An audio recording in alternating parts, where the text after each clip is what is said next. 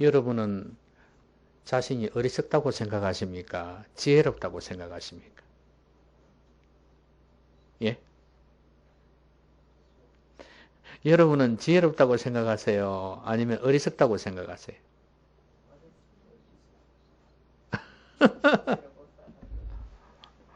젊은 사람들은 뭐 내가 어리석어 좀 똑똑하지 이렇게 생각할 수 있을 것 같고 좀 나이가 드신 분들은 아이고 이제 뭐 기억력도 망가지고 몸도 망가지고 아유 어리석습니다 이렇게 생각할지도 모르겠습니다.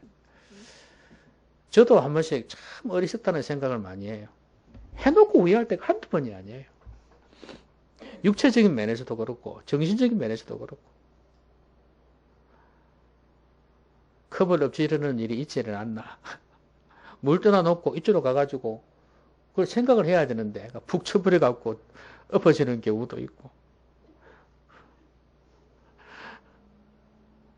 분명히 고개를 숙이고 들어가는데 나올 때는 푹 일어나다 부딪히는 경우도 있고 그때마다 느끼는 마음이 뭔지 압니까? 아유 참 어리석다. 그런 생각을 할 때가 있습니다. 이게 이제 늙어가는 건가 싶은 생각도 들기도 하고 이게 이제 가면 갈수록 더하지 않겠는가 싶은 생각이 들어서 참 이 어리석음은 어쩔 수가 없구나 하는 그런 생각을 합니다. 근데 이제 나이가 들어가면 들어갈수록 이건 더 심해질 거예요. 그렇죠? 예. 이 어리석다는 것은 더 느껴질 겁니다. 근데 이거는 육체적인 면에서의 어리석음인데 이건 어쩔 수가 없어요. 그러면 이제 진짜 지혜로운 거는 뭘까? 그런 면에서는 참 지혜롭지 못할 수는 있지만 그러나 성경에서 말하는 지혜는 또 그거하고 다르거든요. 하나님을 경외하는 것이 지혜의 근본이라 그랬는데 그게 왜 지혜가 되냐 하면 모든 만물과 모든 상황을 제일 잘 아시는 분이 하나님이시거든요. 그러니까 하나님을 경외하면 하나님께서 함께 해주시니까 내 지혜보다는 하나님의 지혜가 더 크잖아요. 우리가 시편 119편에서 봤듯이 하나님의 말씀은 노인보다 스승보다 지혜롭다 했어요. 원수보다 명철하다 그랬어요. 그러니까 하나님의 말씀이 함께하고 하나님이 함께하니까 얼마나 지혜롭겠어요. 그래서 하나님을 경외하는 것이 지혜다. 그리고 거기 하나 더 딸린 말씀이 있죠. 하나님을 경외하고 죄를 미워하는 거. 그게 지혜라 그랬어요. 이거는 둘 다 양극이지만 하나님 경외하는 거, 죄 짓는 거 양극이지만 둘 다가 뭐냐면 하나님이 함께 하느냐 하지 않느냐 이걸 결정하는 거거든요. 우리가 살아갈 때 수많은 선택을 합니다. 인생은 선택입니다. 수많은 선택을 하는데 지혜롭게 선택하면 얼마나 좋겠어요. 그죠?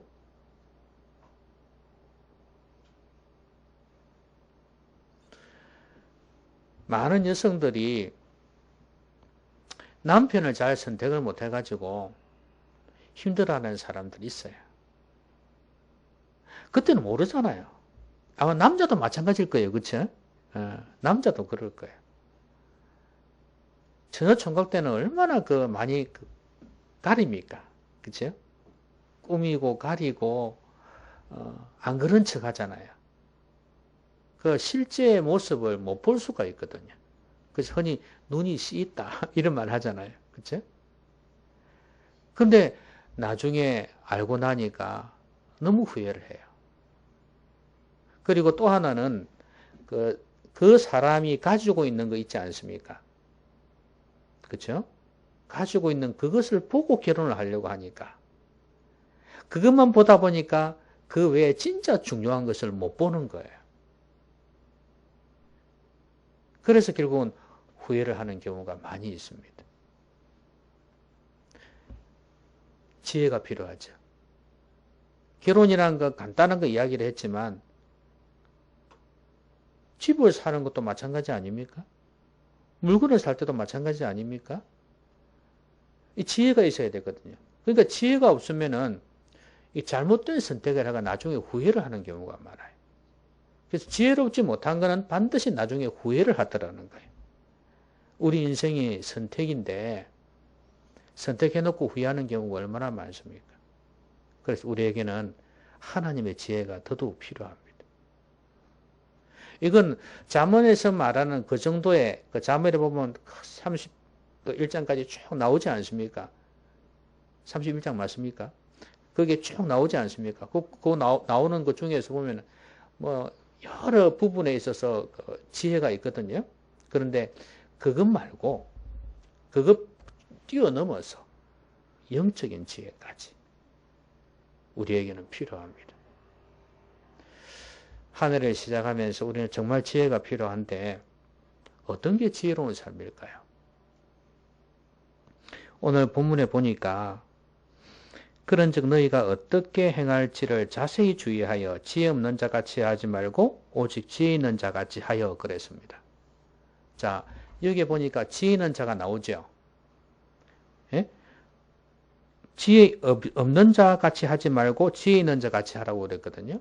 그럼 어떤 사람이 지혜 있는 자예요? 그 앞에 보니까 너희가 어떻게 행할지를 자세히 주의하여 그랬죠.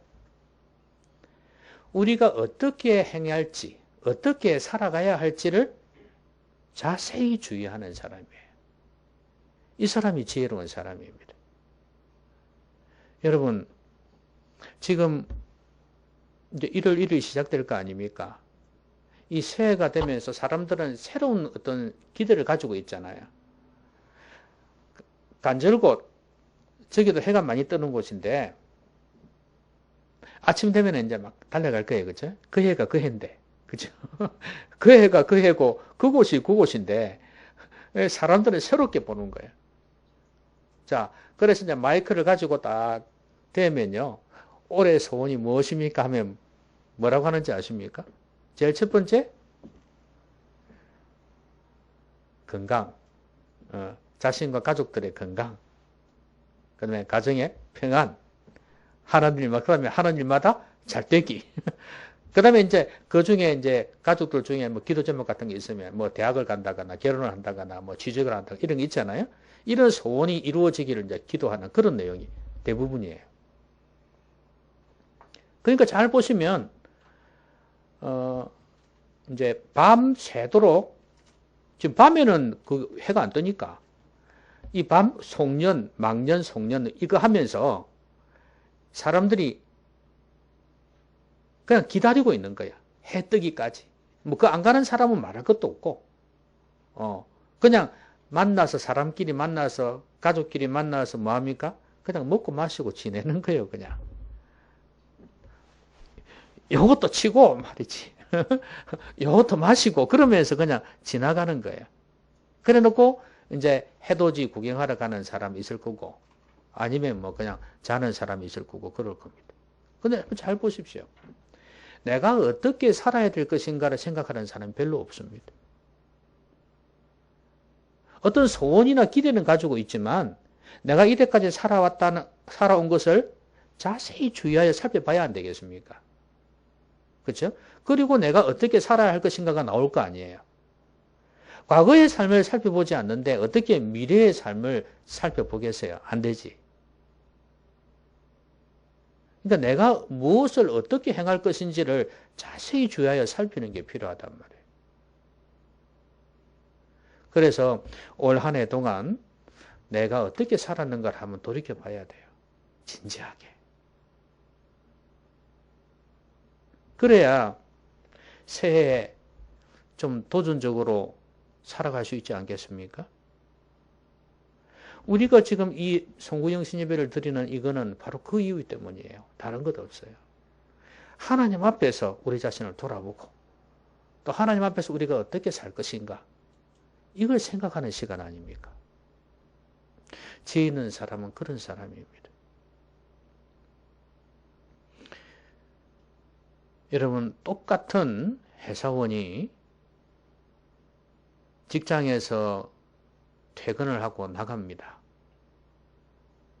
어떤 사람은 술 먹으러 가고, 어떤 사람은 2차 카지 가고, 어떤 사람은 집으로 가고.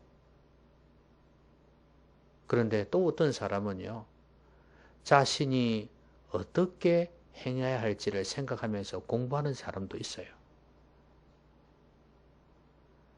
내가 지금 이래서는 안 되겠다. 내가 이래가지고는 다른 사람한테 밀리겠다. 아니면 내가 이래가지고는 내 분야에서 성공하지 못하겠다 생각하고 공부하러 가는 사람도 있어요. 술 먹으러 가는 사람도 있지만, 집에 애 보러 가는 사람도 있지만, 그런 사람도 있어요. 다르지 않습니까? 아마 그들의 인생은 달라질 거예요. 처음에는 각도가 이것밖에 차이 안 났는데 나중에 가면 갈수록 커질 거예요. 저는 하나님 앞에서도 그렇다고 생각합니다. 어떻게 행할 것인가? 이것을 아는 사람이 지혜로운 사람입니다. 그런데 우리가 단순히 내 생각으로 내 자신을 바라보면서 어떻게 살 것인가 하는 것도 참 중요한데요. 중요한 건 주님의 뜻이 무엇인지 아는 게 참 중요해요. 왜냐하면 그게 우리가 반드시 행해야 될 것이기 때문에 그렇습니다. 그 밑에 뭐라 그랬습니까? 17절에 그러므로 어리석은 자가 되지 말고 오직 주의 뜻이 무엇인지 이해하라 그랬습니다. 이거예요. 그러니까 어리석은 자는 뭐예요? 주의 뜻을 모르는 사람이에요. 관심이 없는 사람이에요. 맞죠? 지혜로운 사람은 주의 뜻이 무엇인지를 아는 사람이에요. 이게 자세히 주의하는 거예요. 어떻게 행할 것을. 주님의 뜻이 무엇일까?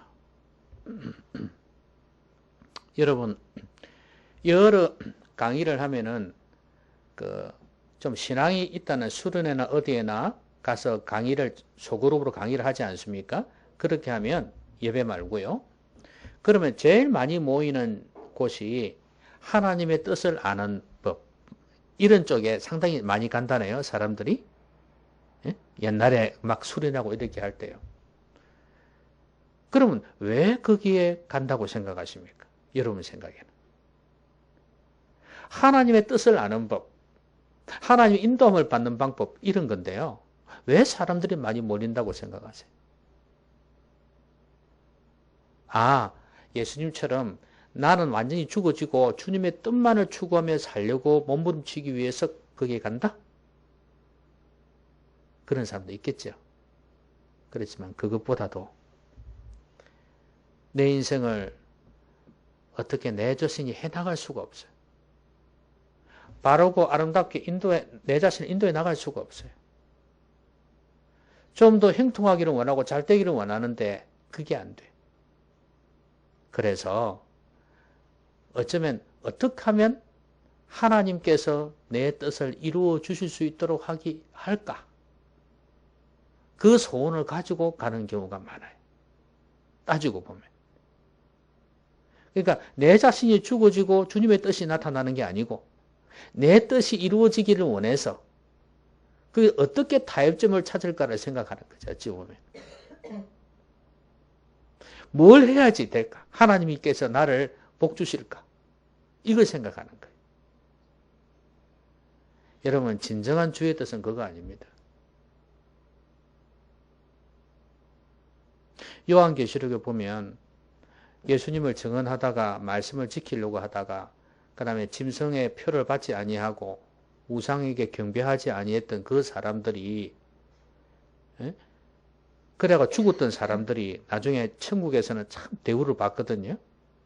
그러면 그 사람들이 왜 그렇게 했겠습니까? 얼마든지 그러한 상황 속에서 하나님에 대한 원망도 했을 수 있지 않겠어요? 자기의 소원을 알아면서 이거 해주셔야 되지 않냐고 항변하지도 않았겠습니까?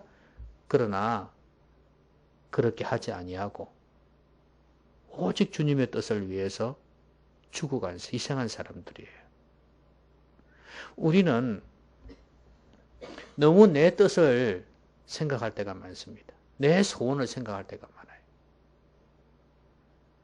여러분, 주의 뜻이 무엇인가를 이해하는 게 중요합니다. 우리는 이날 내 마음의 소원을 가지고 아뢰기 위해서 단순히 그거 위해서 온 거 아닙니다. 나를 향하신 하나님의 뜻이 무엇이냐? 그거 알기 위해서 온 거예요. 그 뜻이 이루어지기를 기도하기 위해서 온 겁니다. 이거는 뭐 새로운 이야기가 아니지 않습니까? 주님께서도 늘 그렇게 기도하셨지 않습니까? 기도하라고 하셨잖아요. 주님의 나라와 의를 구하라고 말씀하셨잖아요. 하나님의 뜻이 이루어지기를 기도하라 하셨잖아요. 여러분은 여러분을 향한 하나님의 뜻이 있다고 믿습니까? 네? 여러분을 향하신 하나님의 뜻이 있다고 믿습니까? 저는 이것 때문에 예수님 믿게 됐는데, 하나님은 당신을 향한 놀라운 계획을 갖고 계십니다. 하나님은 당신을 사랑하시며 당신을 위한 놀라운 계획을 갖고 계십니다. 이게 구원부터 시작해서 구원만 있겠습니까? 그 이후로 하나님은 우리를 향한 계획이 있기 때문에 콜링을 하신 거 아닙니까? 계획이 있었던 거예요. 여러분 구원만 생각하십니까? 여러분을 향하신 하나님의 계획이 분명히 있다 그 말이에요. 나를 쓰고 싶은 하나님의 뜻이 있다 그 말입니다. 그런데 그 뜻에는 관심 없고 세상의 요구와 세상 사람들의 가치관에 따라서 그렇게 살려고 하는 그런 모습이 얼마나 많은지 몰라요. 하나님을 이용해서라도.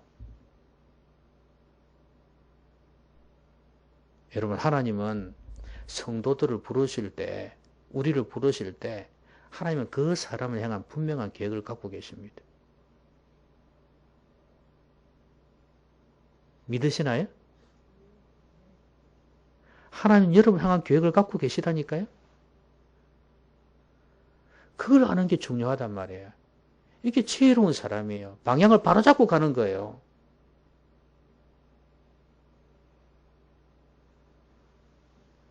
이정표를 보고 따라서 가는 게 중요하지 않겠습니까? 그러지 않으면 나중에 다시 돌아와야 돼요. 돌아올 수도 없을지도 몰라요. 지혜로운 사람은 하나님의 뜻을 아는 사람입니다. 그래서 여러분은 이제 새해부터는 하나님의 뜻을 아는 데 집중하셨으면 좋겠습니다. 그게 여러분이 행할 바입니다. 설교 말씀을 듣기 위해서 늘 기도하는 거 있잖아요. 설교 말씀을 듣기 전에 최고의 컨디션으로, 영적으로 육적으로 최고의 컨디션으로 나와서 하나님이 내게 주시는 뜻이 뭘까를 듣는 것입니다. 예배에 몰입하십시오. 새해는.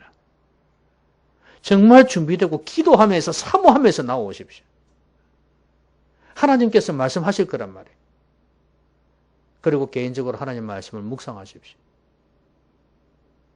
말씀을 그들도 보지 않는데 어떻게 하나님 뜻을 알 수가 있나요? 하나님의 말씀을 깊이 있게 묵상을 하시면서 큐트란 이름 안 붙여도 괜찮습니다. 하나님 말씀을 깊이 묵상하십시오. 나를 향하신 하나님의 뜻이 뭡니까? 기도하는 마음으로 말씀을 읽으시면 조용히 묵상하시면 분명히 하나님께서 들려주실 겁니다. 내 마음이 안 열려 있어서 문제지. 하나님은 지금도 말씀하기를 원하신단 말이에요. 내 마음을 확 닫아놓고 있으니까 말씀이 들어오겠습니까? 재미도 없지. 우리가 성경 읽는 목적은 하나님의 뜻을 알고자 함인데 마음을 확 열고 기도하면서 하나님의 음성에 귀를 기울이시면 하나님 분명히 말씀하실 겁니다. 지혜로운 사람 되십시오. 그 다음에 16절에 보니까 뭐라 그랬습니까? 세월을 아끼라 그랬어요. 이게 바로 지혜로운 사람이에요. 여러분 이 세월을 아끼라는 단어를 이 구절을 해석할 때 많이 들으셨잖아요. 기회를 사라. 그죠? 모든 시간이 모든 하는 일마다 하나님의 기회가 되게 하라. 이게 세월을 아끼라는 의미예요. 내가 무언가를 하든지 간에 세월이라는 건 시간 아닙니까? 시간이라는 건 결국 뭐예요? 우리의 행위가 들어가 있단 말이에요. 그 안에는. 그죠? 뭘 하든지 간에. 예? 안 하는 것도 그렇고 하는 것도 그렇고 저간에 우리의 모든 행위가 그 안에 들어가 있는 거예요. 시간이라는 것은. 그러면 세월을 아끼라는 것은 뭐냐면 하나님이 내 모든 일하는 과정, 행동하는 과정을 통해서 일하시게 하라는 거예요.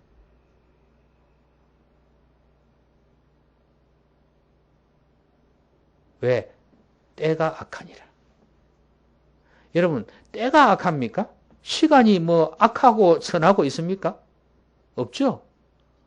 그러면 이 시대가 악하단 말이에요. 그러면 이 시대가 악하다는 말이 무슨 말이에요? 사람들이 악하단 말이에요.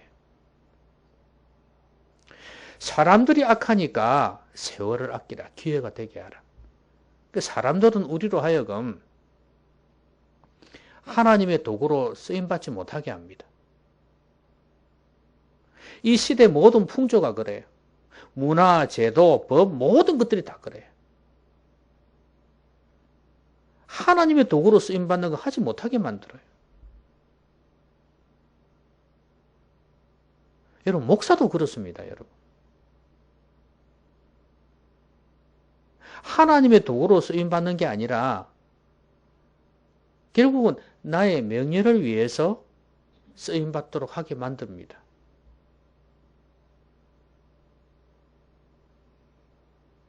하나님의 기회가 되도록 해야 되는데 그러지 않으니 이게 문제 아니겠습니까? 성도들도 마찬가지예요. 뭐 성도들은 목사만 문제가 있는 것처럼 생각하는데 아이고 성도들은 더 합니다.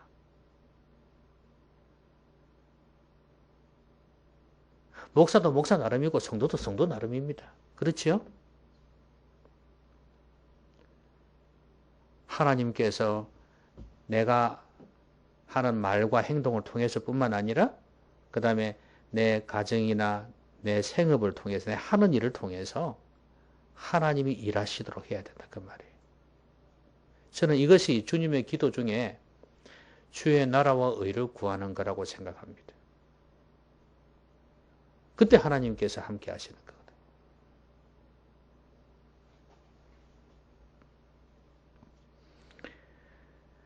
하나님께서 일하시게 하라. 하나님의 기회가 되게 하라. 하나님은 우리를 사용하기를 원하시는 겁니다. 그래서 새해에는 여러분들이 하는 일마다 하나님의 영광이 드러났으면 좋겠습니다.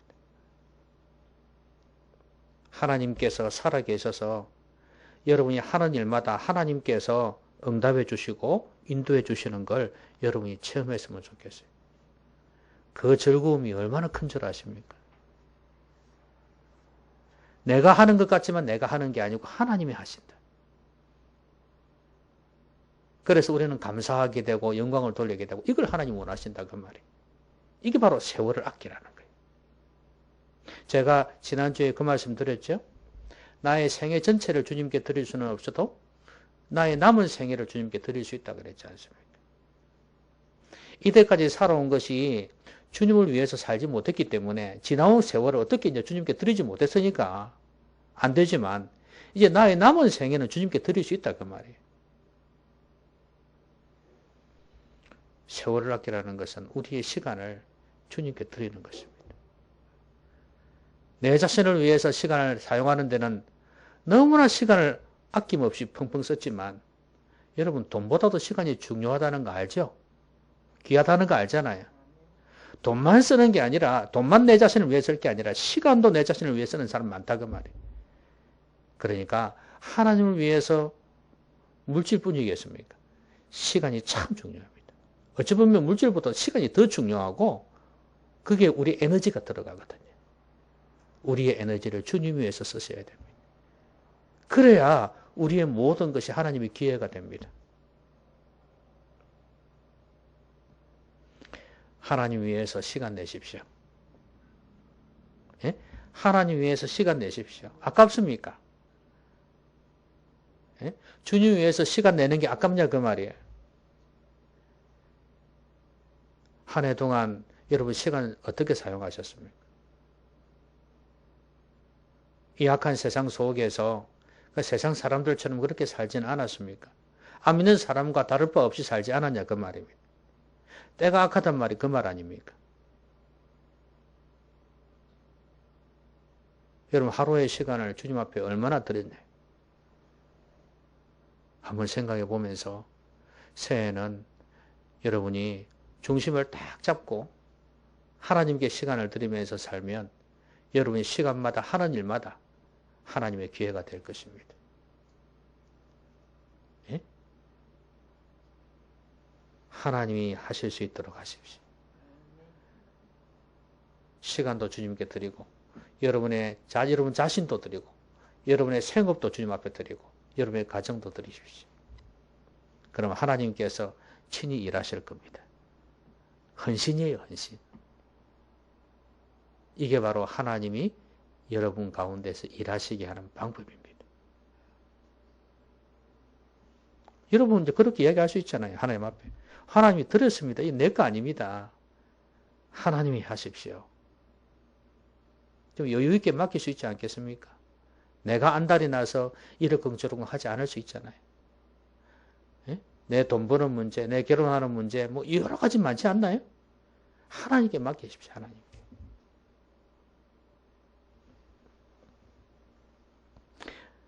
자, 그 다음에 마지막으로 18절. 첫 번째 뭐 하라고요? 뒤에 있는 사람 어떤 사람이라고요? 예? 첫 번째 뒤에 있는 사람 어떤 사람이라고요? 어떻게 행할지를 자세히 주의하는 사람이라 그랬죠? 그죠? 그게 다른 말로 주의 뜻이 무엇인지 이해하는 사람이라 그랬어요. 그 다음에 두 번째는 뭐예요? 세월을 아끼는 사람이라 그랬습니다. 자, 마지막. 술 취하지 말라. 이런 방탕한 것이니 오직 성령으로 충만함을 받으라. 술 먹는 사람 오늘 왔으면 또 마음에 걸리겠는데 안 오기 잘했네.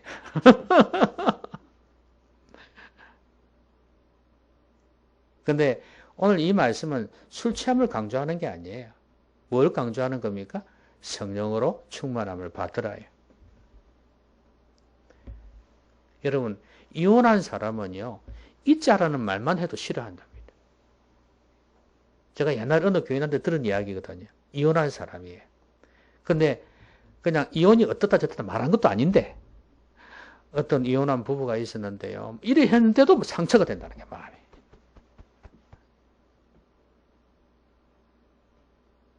죄책감을 늘 가지고 있는 거예요.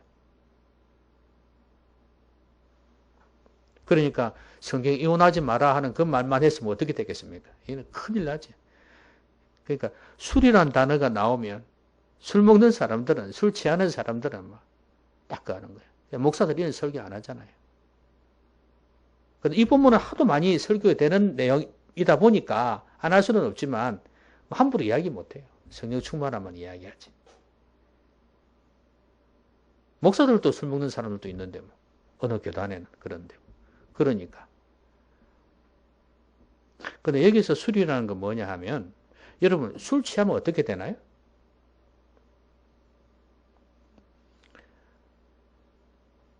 어느 가수들이 뭐 성적인 추행이나 뭐 마약이나 이런 거 다 어디서 나옵니까? 술하고 연관이 있잖아요, 다. 윤창호 법회가 음주운전 단속하는데 그것도 다 술이잖아요. 술 때문에 엄청난 죄악들이 저질러져요. 그거 왜 그렇습니까? 술 먹으면 어떻게 되는데요?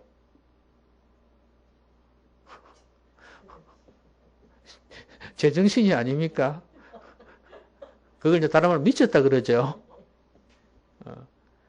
판단력이 흐려져 버립니다. 분별력이 없어져 버려요. 맛이 살 가거든요. 그렇죠? 근데 술 좋아하는 사람은 그걸 즐기는 거예요. 그래서 할 수 있는 뭔가를 할 수 있다는 그걸 즐기는 거예요. 남자나 여자나.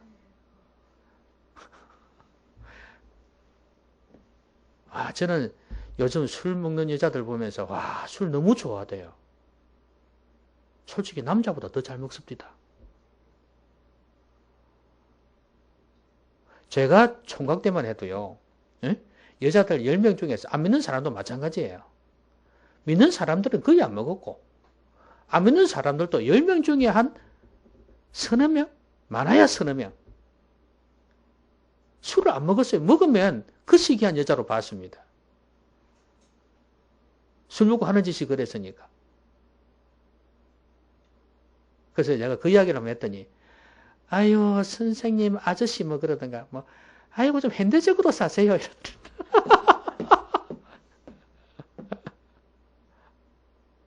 그게 현대적인가 봐요. 술 먹고 개굴개굴 하는 게. 어. 여러분, 여기서 술 취하지 말라는 것은 우리 직분자들에 대한 이야기가 쭉 성경에 많이 나오는데요. 그거 보면 술 취하지 말라는 거 조건을 딱 내세우고 있죠. 그죠? 집사, 감독, 뭐, 이런 사람들 있잖아요. 다 술 취하지 말라. 술에 임박이지 말아라. 이런 조건을 딱딱 내걸고 있거든요. 왜냐면 술을 먹으면 실수도 많이 하니까. 판단력도 흐려지니까. 이미지가 안 좋잖아요. 누가 좋게 보겠어요? 아, 주사를 하는데 누가 좋아하겠냔 말이에요. 술을 먹어서 그렇다. 아무리 술 먹어서 그런다 치더라도 결국 그 사람 좋게 안 봅니다. 좋은 이미지 다 망가지는 거죠. 성도는요, 이 땅 살아가면서 술에 취해버리면 결국에는 이미지가 망가져 버립니다. 그리고 또 하나는 술을 취할 정도로 먹으면 그에 따르는 문화가 많죠? 그렇죠? 여러 문화가 많이 있어요. 따라오는 문화가 많이 있어요. 그러다 보니까 결국엔 성령을 사모하겠냐 이 말이에요. 그래서 술 취하지 말고 성령으로 충만을 받으라 그 말씀이에요. 이 두 가지가 상당히 대조적인 느낌이 있죠. 예. 그래서 여러분들은 아유 나는 술 안 먹었어요. 술 안 취해요. 잘했습니다. 잘했는데 근데 아유 나는 술 마시기만 하지 취하진 않아요. 잘했습니다. 뭐 반찬하는데 뭐 알코올 들어가는 뭐 술을 소주나 이런 걸 넣는 건 뭐 누가 뭐라 하며 그냥 뭐 또 약주 비슷한 거 이런 거 좀 하시는 거 누가 뭐라 하겠습니까? 그렇죠? 율법적으로 누가 뭐라 하겠어요? 그게 중요한 게 아니잖아요. 그러니까 성도들도 웃기는 게 이렇습니다. 내가 술을 취했냐 안 취했냐 요걸 따지고 앉아 있어. 그게 초점이 아니잖아요. 얼마나 하나님 기뻐하시는 삶을 사느냐 못 사느냐 이게 더 중요한 건데 자꾸 이거 가지고 내가 죄 지었나 안 지었나 내를 뭐라 할까 안 뭐라 할까 목사님 나를 뭐라 할까 안 뭐라 할까 이걸 생각하고 앉아 있는 거예요. 하나님께서 기뻐하시는 삶이 무엇인가를 한번 생각해 보라 이 말이에요. 지금 이 말씀이 그 말씀이잖아요. 술 취하고 안 취하는 게 뭐 그리 중요하냐 말이에요. 하나님께서 기뻐하시는 삶 그건 성령의 충만함, 성령의 다스림이 없이는 안 된다 그 말이에요. 아까 이야기한 대로 내가 뭘 하며 살아야 될지도 마찬가지고 내가 세월을 아끼는 것도 마찬가지고 성령의 충만함 없이는 그거 안 돼요. 여러분 술은 세상의 대명사라 그랬죠? 그러니까 꼭 술만이 아니에요. 나는 술 안 먹어요. 아니에요.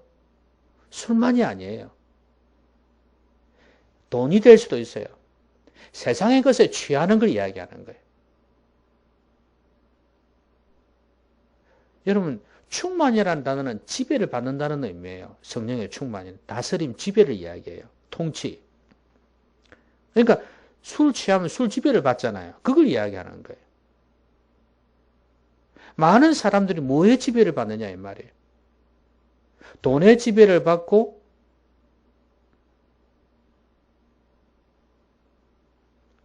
사람에게 지배를 받잖아요.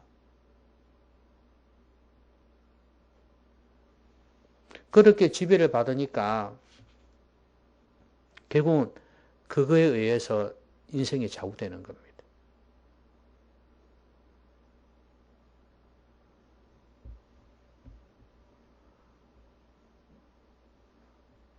정치하는 사람들도 마찬가지더만.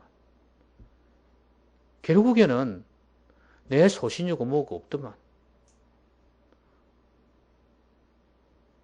그러니까 분위기대로 따라가는 거예요. 따라가. 그런데 안 따라가면서 자기 지조를 지킨다는 거 보통 사람이 아니죠.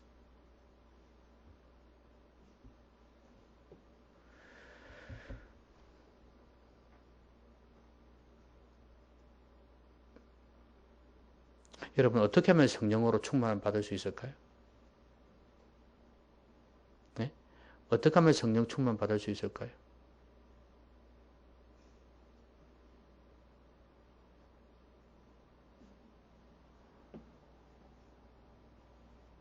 회개. 사도행전 2장에 그렇게 말씀하고 있죠. 예수 그리스도 이름으로 회개하라. 죄 씻음을 받으라 그랬어요. 그러면 성령을 너에게 주시겠다고 말씀하셨어요. 죄가 있는 곳에는 성령님이 역사하실 수가 없습니다. 정결한 심령에 성령님이 역사하십니다. 결국 마음의 결단입니다. 내가 죄를 미워하겠다는 게 회개 아니겠어요? 그렇죠? 예? 내가 성령을 사모하겠다는 결단 아니겠어요? 그럴 때 성령님이 오신다면 마음의 갈급함이에요. 마음의 갈급함. 이게 있어야 성령의 충만함 받을 수가 있습니다. 갈망하십시오. 성령님이 얼마나 우리 가운데서 좋은 일을 행하시는지를 우리가 알고 성령님을 좀 더 사모하셨으면 좋겠어요.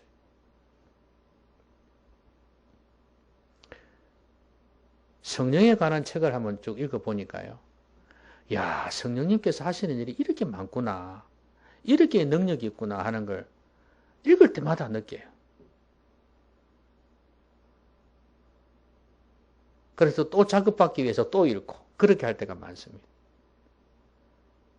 성령의 충만함, 우리 인생을 정말로 수지맞게 하는 능력입니다. 지혜도 여기에서 나옵니다. 성령의 충만함 없이는 한 해를 지혜롭게 살아갈 수가 없습니다. 하나님께서 순간순간 번뜩이는 지혜를 주실 것입니다. 사람을 볼 수 있는 눈을 주실 것입니다.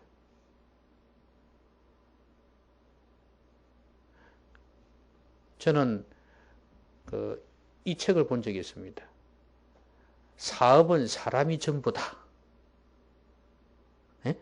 사업은 사람이 전부다 하는 책을 본 적이 있어요. 사람이 그 정도로 중요하다는 거 아니겠어요? 여러분 사업분이겠습니까? 인사가 만사다 그런 말 있잖아요. 이 사람만큼 중요한 게 없어요. 일꾼을 쓰는 것도 그렇고 그죠? 직원 쓰는 것도 그렇고 결혼도 그렇고 마찬가지잖아요. 다. 사람만큼 중요한 게 없어요. 근데 사람을 잘 분별하지는 못, 아까 제가 말씀했지만 사람을 잘 분별하지 못하잖아요. 근데 성령님께서는 분별할 수 있는 눈을 주신다 그 말이에요. 아까 제가 선택이라고 했지 않습니까? 그 선택할 수 있는 것도 성령께서 깨닫게 해주세요. 우리가 주의 뜻을 말씀에서 발견할 수 있는데 그 주의 뜻도 성령께서 감동 감화해 주셔야지 깨달아 알 수가 있는 거 아니겠어요? 그러니까 성령 충만함은 우리에게 있어서 절대적으로 필요한 것입니다.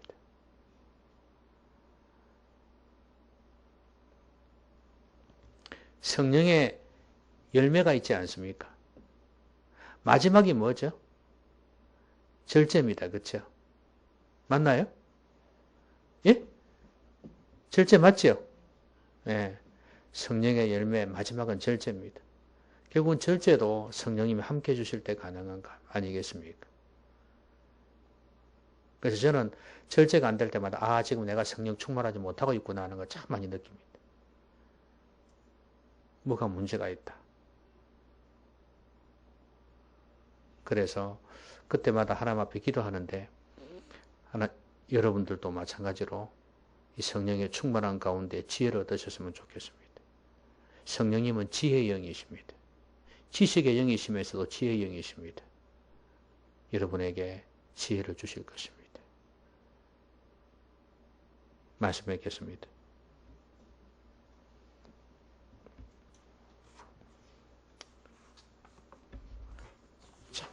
이 노래 아시죠? 참 바보같이 살았군요. 난 참 바보같이 살았군요. 노래 아십니까? 들어보셨습니까? 네. 우리 인생 다 되고 난 뒤에 그렇게 후회하면 무슨 소용이 있겠습니까? 그러지 말고 이제 한 해 한 해가 내 인생의 마지막이라고 생각하고 정말 후회하지 않도록 내년에는 작년보다는 좀 더 나았다. 예? 그렇게 말할 수 있었으면 좋겠어요. 여러분 올해가 작년보다 좀 나았습니까? 예? 올해는 작년보다 나았어요?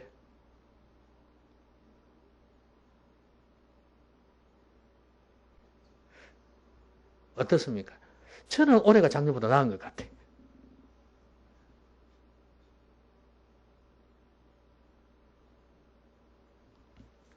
내년에는 작년보다 나았다. 그렇게 고백할 수 있었으면 좋겠어요. 지혜롭게 살아야 되는 거예요. 주의 뜻이 무엇인지, 내가 뭘 해야 될지를 아는 것. 이게 지혜라 그랬어요. 세월을 아끼는 것. 내 모든 삶이 하나님의 기회가 되게 만드는 것. 그게 바로 지혜입니다. 성령의 충만함 받는 것. 세상에 취하지 않고 성령의 충만함 받는 것. 그게 바로 지혜입니다.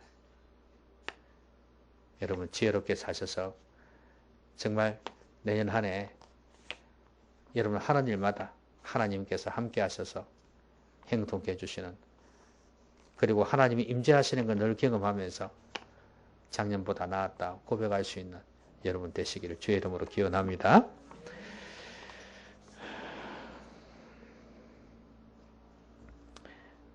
자, 우리 같이 한번 기도합시다. 오늘 말씀 생각하면서 말씀 기억나죠? 금방 드린 말씀. 자, 말씀 생각하면서 우리 같이 한번 기도하겠습니다.